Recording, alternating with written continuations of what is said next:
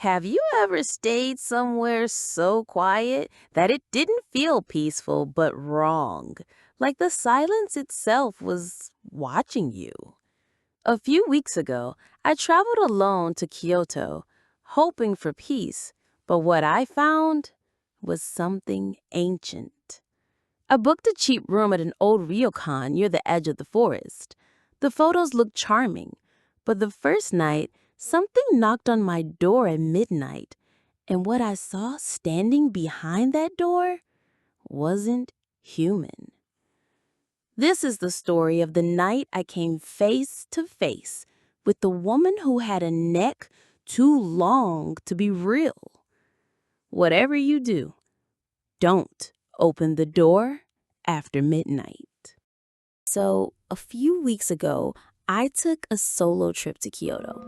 Honestly, I just needed a break from work, from people, from everything.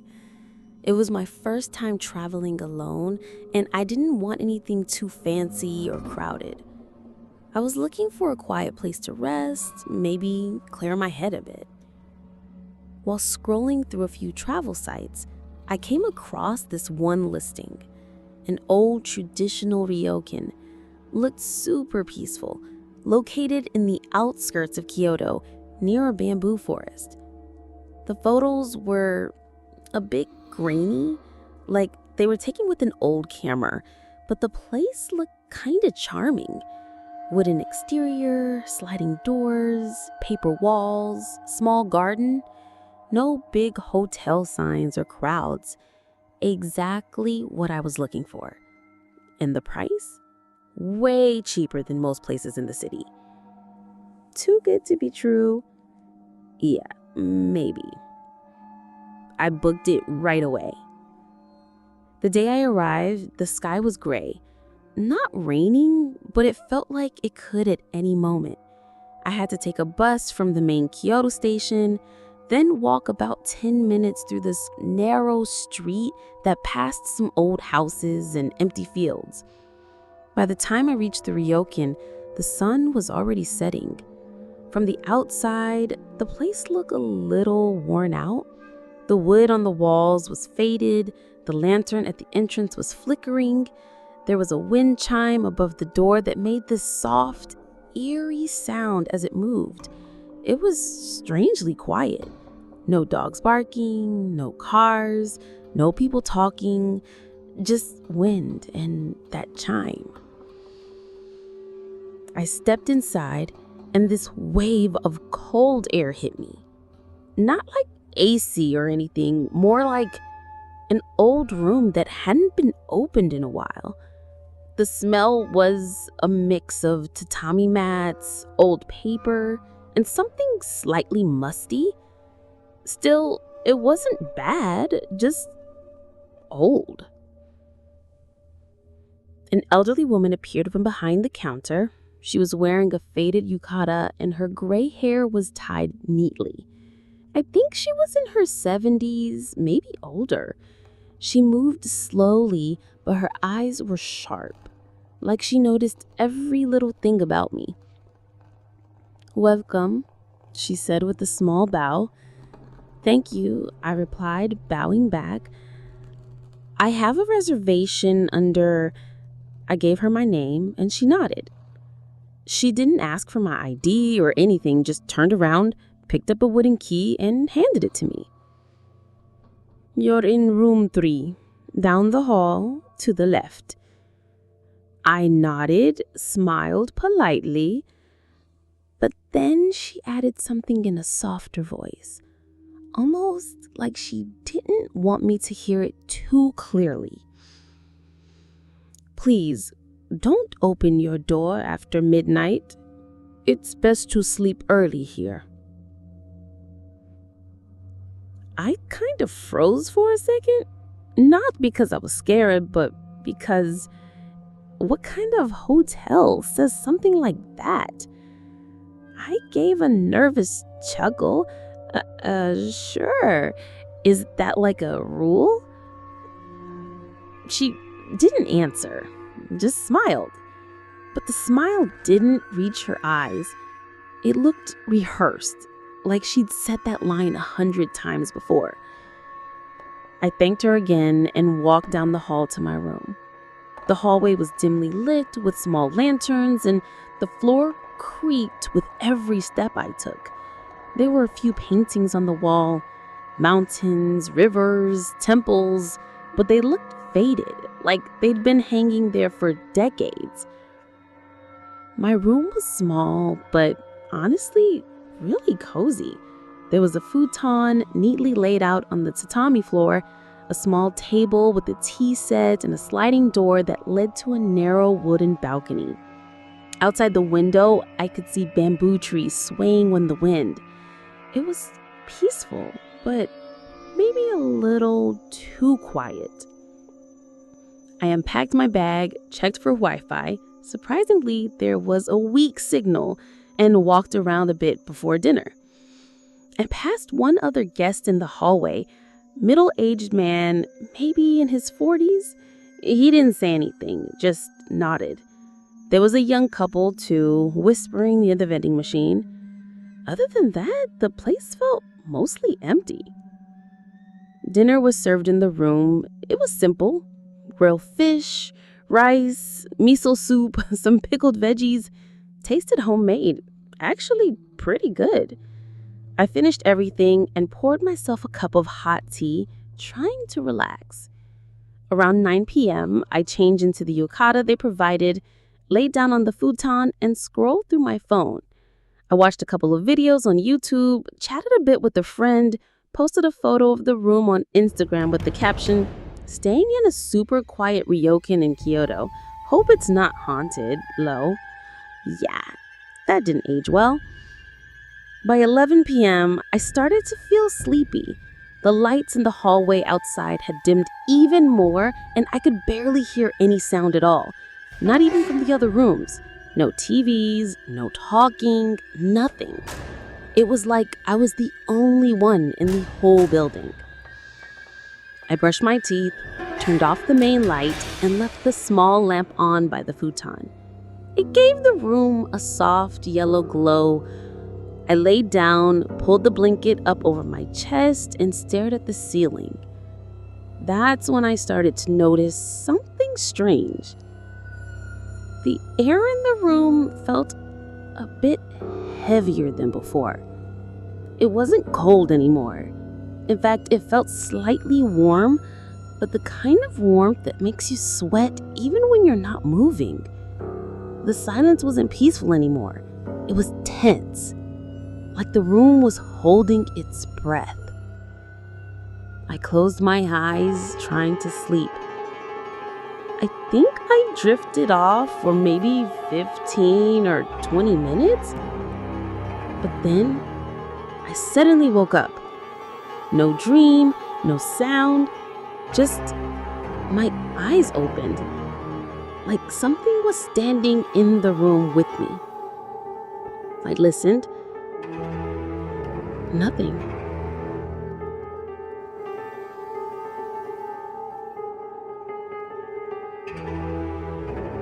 The next morning, I woke up with a dry throat and a pounding headache. My body was stiff, like I hadn't moved at all during the night. The sunlight coming through the bamboo trees looked warm, but I didn't feel any of it. My chest felt tight, like something invisible was still pressing down on me. For a few minutes, I just laid there, staring at the ceiling, trying to tell myself it was just a dream, that my brain was tired, that my eyes played tricks on me in the dark. But no, the scratches on the door were real. I checked. Right along the top edge of the sliding door, thin lines, 4 of them, just the size of fingers, as if someone had slowly dragged their hand across it. I touched them with my fingers. They were slightly rough, freshly made. I quickly packed my stuff. My hands were shaking as I folded my clothes and shoved them into my bag. I just wanted to get out of there. I didn't care about the breakfast or anything else. I didn't even shower. I just wanted to leave. As I walked toward the front desk, I could feel someone watching me. It was a strange sensation, like someone standing behind your shoulder, breathing quietly. But when I turned around, there was no one. Just the empty hallway, the flickering lanterns, and the same wind chime by the front door. The old woman was there again, sitting behind the counter as if she hadn't moved all night. I gave her the key with both hands and bowed, trying to be polite, even though I just wanted to run. She looked at me for a long moment, then said, "Did you open the door?" I swallowed hard and said, "No." She nodded once, slowly. "Good." Then she reached under the counter and pulled out a small red cloth bundle. She handed it to me like it was something sacred. "For protection," she said softly.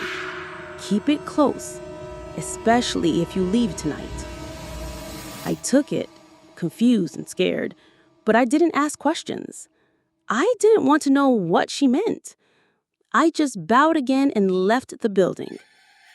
Outside, the air felt fresh for the first time in days. The bamboo trees swayed gently in the wind, and I could hear birds, real birds, for the first time. It almost felt like I had been underwater and just came back to the surface. But that relief didn't last long. I still had one more night left in Kyoto. My train was booked for tomorrow morning, and I didn't want to spend more money just to stay at a hotel downtown. Besides, the old lady didn't say I couldn't stay again, just to not open the door. So, stupidly, I came back. That afternoon, I walked around Kyoto City, visited a temple, tried to distract myself. But the whole time, the image of her face haunted me. That smile, that neck, the way her voice slid under my skin. When I returned to the Ryokan around 6 p.m., the sky was already darkening.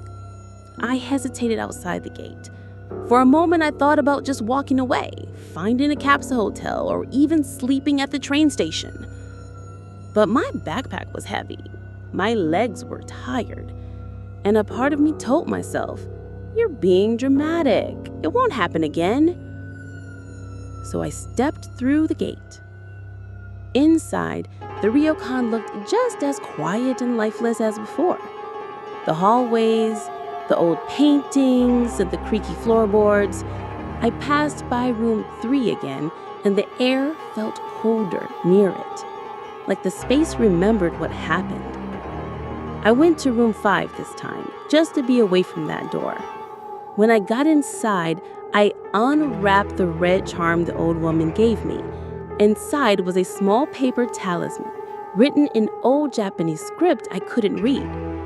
It was tied with a thin white thread.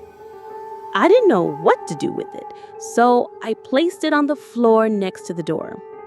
Then I sat on the futon and waited. Time moved slowly that night. I didn't eat dinner, I didn't watch YouTube, I didn't scroll through my phone. I just sat there, listening and waiting. Around 11:30 p.m., I turned off the lights again, left just a small lantern on in the corner. I laid down, stared at the ceiling, and told myself, this time, don't go near the door, no matter what. At exactly midnight, the knocking began again. Knock, knock, knock. The same slow rhythm, not loud, but full of pressure, like the sound had weight. I didn't move. I didn't breathe. Then came her voice, soft, calm, too calm. "Let me in. I'm cold. Please, let me in." Her voice was right on the other side of the door, like she was leaning against it, lips brushing the wood. I stared at the charm, hoping it would work, but then her shadow appeared. On the sliding paper door, I saw her outline. Thin shoulders, long arms, and that neck.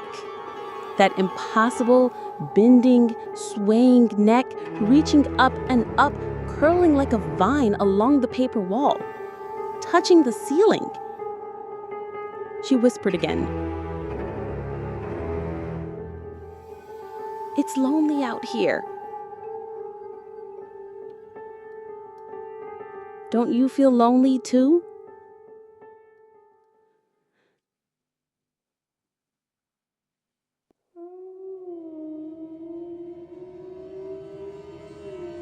I didn't leave my room until the sun was fully up.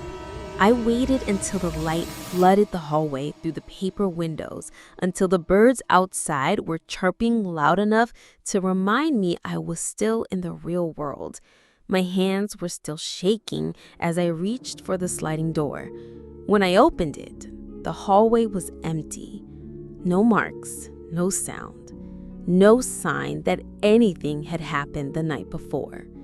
But I knew what I saw, I knew what I heard, and I knew she was real. I slowly made my way to the front desk, clutching the red charm in my hand like it was the only thing keeping me safe. The old woman was there again, sitting like always, waiting. She didn't ask anything this time. She just looked at me and said, "She came again, didn't she?" I nodded slowly. "She always finds the ones who stay alone," she continued, like she was talking more to herself than to me, "especially the ones who are open, curious." I didn't know what to say. Then she asked, "Did you see her face?" That question hit me like a brick. I thought back to the first night, that moment when I cracked the door open just a little too much. I didn't answer, but I think my silence gave it away. The old woman sighed and shook her head. "You must leave today." "I know. I am." But she didn't look relieved. She looked sad. "Even if you leave, she may not forget." That sentence kept echoing in my mind as I packed my things. I didn't want to hear it. I didn't want to believe that she could follow me, that something from that old Ryokan could come back with me. I checked out before noon. I didn't say goodbye. I didn't take one last look. I just walked out, down the gravel path, out of the gate, and back toward the city like I was escaping something that was still breathing down my neck. The rest of the day passed in a blur. I waited at the train station for hours, barely speaking, barely eating. When the bullet train finally arrived, I sat by the window, clutching my backpack like a shield, eyes darting to every reflection in the glass, just making sure her face wouldn't suddenly appear. When I got back home to Tokyo, everything felt unreal. My apartment, my bed, the city noise, the bright lights. It all felt too normal, too clean, too safe. But I didn't sleep that night. I stayed up with the lights on, staring at my door, just in case. Days passed, a week. Nothing happened.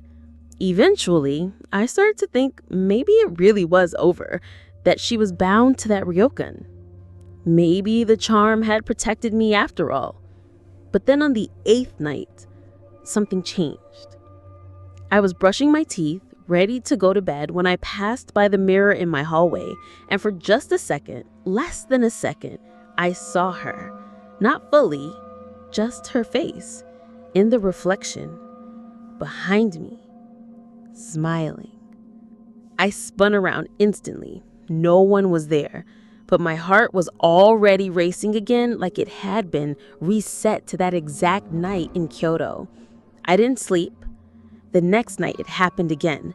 This time I heard footsteps in my hallway, soft, slow, and dragging like someone with no shoes, just skin and floorboards. I opened my door, expecting nothing, but on the floor in front of my apartment was a single long strand of black hair. Not mine, not anyone's I know. I started carrying the charm everywhere, even at work, even when I slept. But it didn't help anymore. She had seen my face. She remembered me. And every night, the knocks would come back. Not loud, never loud, just 3 slow taps. Knock, knock, knock. Always at midnight. Always when I was alone. One night, I decided I had enough. I taped the charm to my door, I placed salt along the bottom edge, and I even called a local priest to bless the apartment. He said he felt something, but couldn't explain it. When he told whatever it is, he said, "It's not from here." When I asked what he meant, he said something I'll never forget. "She's not a ghost in the way you think. She's a memory, looking for a body." Since then, I've been living in fear. It's not every night anymore. Sometimes it skips a week, sometimes it skips a month, but she always comes back. Sometimes I hear her whispering through the walls, sometimes I hear her crawling along the ceiling above me, and sometimes I see her watching me from the corner of the room, neck stretched and swaying gently like a branch in the wind, waiting. It's been almost 6 months since that trip to Kyoto. 6 months since I stayed in that old Ryokan. Since I saw her face. I've done everything I can to forget. I threw away the charm. I moved to a new apartment. I even stopped traveling completely. I stayed around people. I kept all the lights on. I never let myself be alone at midnight. But nothing helped because she never really left. Sometimes it's just small things, like waking up in the middle of the night and finding the sliding door to my closet slightly open, even though I always keep it shut. Or hearing soft footsteps in my kitchen when I know no one else is here. Or waking up and feeling something breathing right beside my ear, only for it to disappear the moment I open my eyes. But the worst part? She's patient. She never forces herself in. She just waits. Every few weeks, just when I start to think maybe she's finally gone, I hear it again. Knock, knock, knock. Always 3 times, always exactly at midnight. Never any more, never any less. And then, her voice. So soft, so close, like she's standing just inches away from the door. "Let me in. It's cold out here. You saw me, don't you remember?" One night, I lost control. I yelled back, "Leave me alone. What do you want from me?" And that night, she answered. Not with words, with laughter. Soft, slow, broken. Like something trying to remember how to laugh like a human. I covered my ears, curled up on the floor, and cried until the sun came up. Since then, I've stopped reacting. I don't speak to her. I don't open the door. I try to act like I can't hear the knocks, but I think she knows I still can. A few days ago, I received an envelope in the mail. No name, no address, just sealed with old red string. Inside was a photo.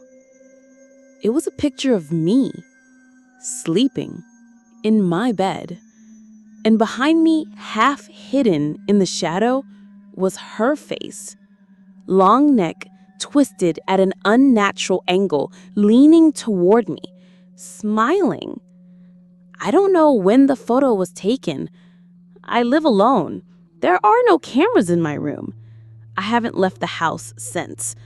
I don't know how much longer I can take this, because last night, for the first time, the doorknob turned. Just a little. Not enough to open, but enough to let me know she's not just knocking anymore. She's learning how to get in.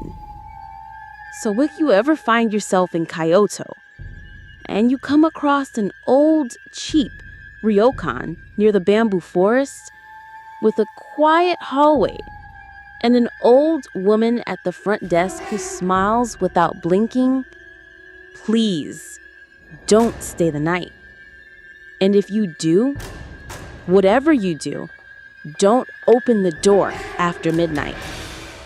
They say some spirits forget, but the ones who remember your face never let go. It's been months since that night in Kyoto, but the knocking never really stopped. And now I'm warning you, if you ever hear 3 slow knocks on your door at midnight, don't open it. Don't even breathe, because she's still out there, still looking for someone new. If you enjoyed this story, don't forget to like, subscribe, and leave a comment below. Let me know, would you stay a night in that Ryokan? And remember, the scariest doors are the ones you never should have opened.